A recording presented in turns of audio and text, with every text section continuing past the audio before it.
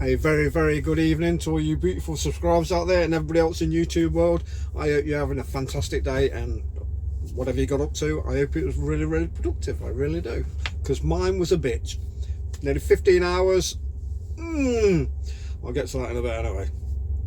But it's great to have you back on the channel. It's great that you're still subscribing to the channel, and I've had a few more subscribers as well, which is absolutely amazing. Those numbers are getting higher and higher, which is all I want at the end of the day. Whether they do or not, yeah, I'm not too bothered. It's just good to see that people are actually, you know, subscribing to my channel and listening to me just waffling on about the world, myself, my past, my future, where I want to be, anything that pops into my head. The world today, what's going off, because there's a lot going off in the world today, there really is. But whatever you did, I hope you had a fantastic day. I really do. Like I say, mine was a 15-hour shift, which I wasn't really pleased about, but that's what it's like when you're trucking. I'm afraid that that's a small cross that we have to bear as truckers. It's long hours, it's bloody hard work.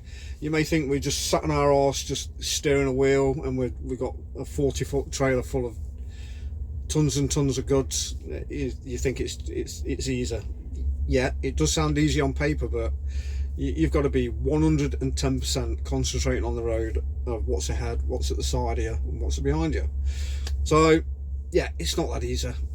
It's not, even taking your lessons and taking your test, it is not that easy. It really isn't. And at the end of the day, driving HGV class 1 or class A if you're in America, it's all about reversing in these is our bread and butter. And I've seen people here, third parties coming in, my God, they're absolutely horrendous. I've stood there for about 5 minutes watching somebody trying to go on a bay, and I haven't got a clue, some of them. They really haven't. So it is not that easy. Right, so what's going off in the world? A hell of a lot's going off in the world. Not only are we being invaded by all these illegal immigrants, now the Hollywood elite are invading us. What is it all about? That dozy cow off Helen, that bint that sort of destroys every guest that come onto her show. She's supposed to be a comedian, but to be honest, I don't find anything funny about her at all.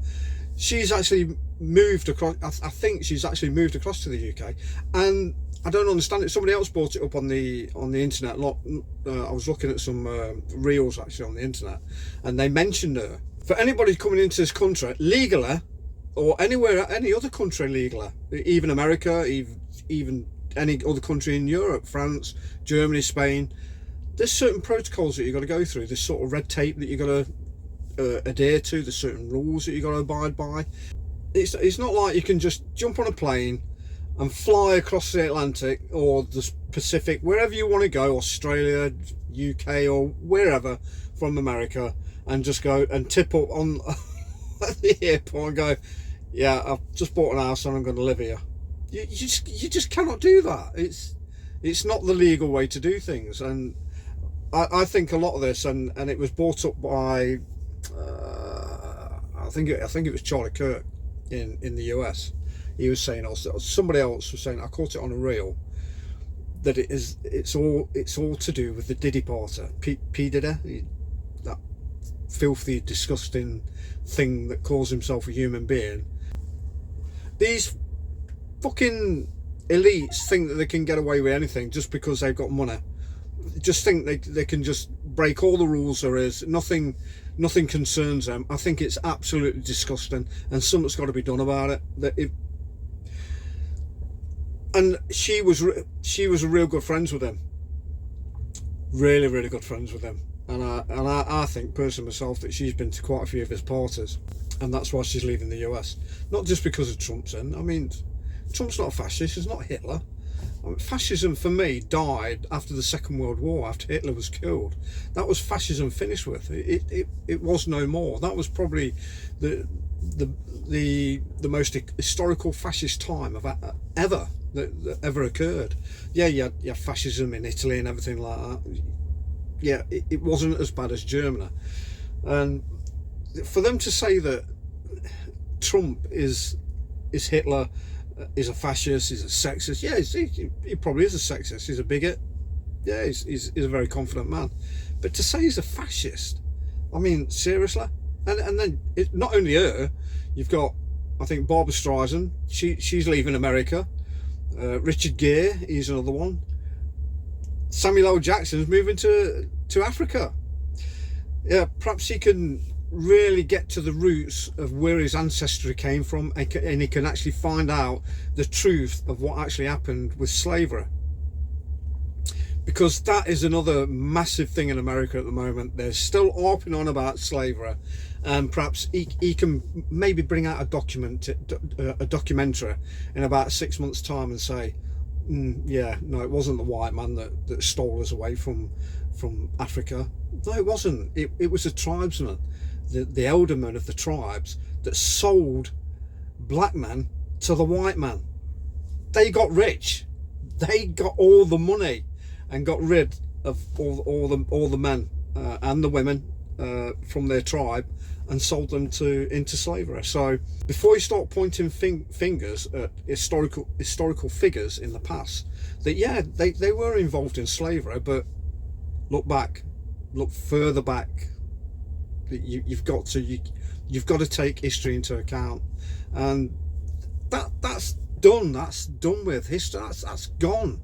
There is no more. There is slavery that still goes. In fact, by all accounts and by the numbers, slavery in this day and age is worse than what it was back in the 17th, 1800s. It's still going on today. There's hundreds and hundreds of thousands of kids and other people, men, women, that are still in slavery. They're still in bondage, and nothing gets done. And a lot of it is in South Africa. It is absolutely mind-blowing. You can go all the way around the rigging, you can say as much as you like, and nothing. It doesn't make the blindest bit of difference because everybody has an opinion. There's no middle ground. And yet I saw another ad as well, and it's brilliant. It's brilliant that these people are doing this, because they've got DEI, diversity, equality and inclusion, or something like that. They're getting rid of it. Walmart, they're getting rid of it. So this is all to do with wokeism, the woke generation that has sprung up. It's a bit like the yuppie. When we had the yuppies back in the 80s or something like that, you don't hear them anymore. They're unheard of, but they were all there. It was a massive fad. It was a massive craze at that time, and I think that is what's going to happen with wokeism. I think eventually it's just going to be phased out, and it should be, because it's not doing any good to the world. It's not doing any good to people. It's hurting a lot of people. They are horrible people. They really are. It's either their way or no way, and you just cannot have that in a modern day society. You just can't. If you're having something like that, you're looking at a cult. In a cult, yeah, they do all that. It's their way and no way, and it's proven that time and time again, especially in America. They've had hundreds and hundreds of cults in America, and they've even had mass deaths. It's proven. So wokeism for me, and woke people, they're part of a cult, and that's my opinion. And if you think I'm wrong, if you got another opinion, please leave a remark and let me know about anything that anything that I've talked about tonight. I would really appreciate it. And if you agree with some of the things that I've said about these companies now, especially Walmart, because I mean they're like a $600 billion company, and they're just saying no, it's enough. We've had enough. They're getting rid of all the transgender youth. For children to become transgender, it's not evil. It's evil. It is evil stuff, and kids should not be privy to that. They shouldn't be. It's wrong. It's wrong in every sense, and I think this is why the world needs to get a grip. And I think Donald Trump he's going to be the man to do it, and he's making waves already. He's making waves over here as well, because the Labour government are, yeah, oh my God, Donald Trump's coming. Yeah, he's coming. He's coming for a lot of heads in the UK. I think he's coming for a lot of heads in the government as well, especially the is it the Foreign Secretary? Yeah, and the Mayor. Yeah. Yeah, and he came out with some crap, the Lord Mayor of London. Yeah, well, you know, I said all these things because, you know, sometimes when you got a friend, you have to say some things to your friend that, you know, just brings them down, because, you know, we're just friends at the end of the day. I'm sorry, but you don't call your friend an Islamophobe or a fascist or a racist. You just don't do that to a friend. You don't. You call him an idiot or a dickhead sometimes, but you don't do that. I hope to God he rips his head off. I really, really do. He needs bringing down a peg or two. And to be honest, the guy needs sacking, because he is a complete oxygen thief. He's done nothing for London. Absolutely nothing. I'm ranting and raving now. I really, really am. And I've got Purfleet and Allington. But oh, I see all this stuff, and oh, it drives me insane.